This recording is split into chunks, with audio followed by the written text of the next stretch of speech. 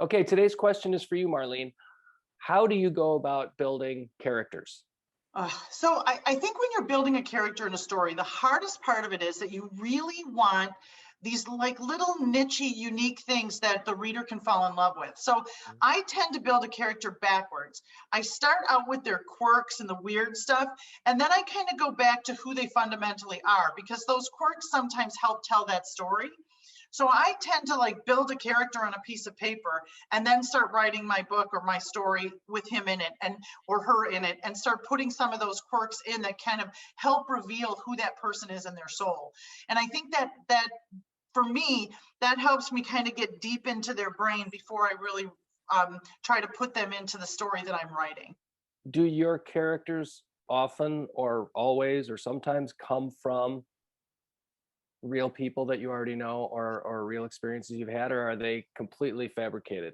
It depends upon the story I'm writing. So for Music Has Legs, we knew those characters, right? So we knew they had a quirks, and we kind of maybe built those quirks a little bit more amplified to make the story more interesting, or we bridged things that we didn't know, to be able to tell that story because it is based on a true story. So you kind of have real people there.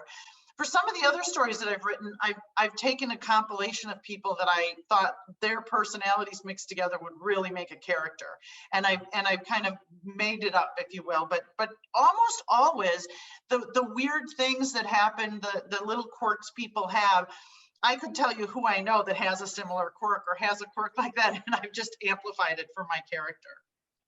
I'm always afraid that sometimes my characters are too identifiable, and that a friend or a family member is going to go, "What were you doing? Why did you Yeah. build that character on me?" You know, and I'll be Yeah, like, "Well, I that's me. didn't." I do that. Yeah. Oh, for sure. And there's definitely, and I think I've actually had people say, was that built on this person or that person? And I'm always like, no, not really, but it really is. I mean, it's the experiences in your life when you tell a story that you've had that you can, I think that's how you really are able to tell a story very deeply, is because you've experienced something like it, or you've had something in your life that, or a person in your life that's kind of like that.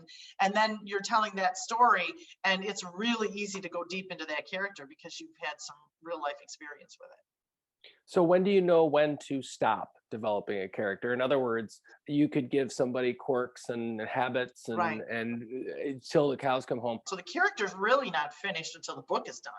But the foundational character that I started with has a lot more stuff to it by the end of the story.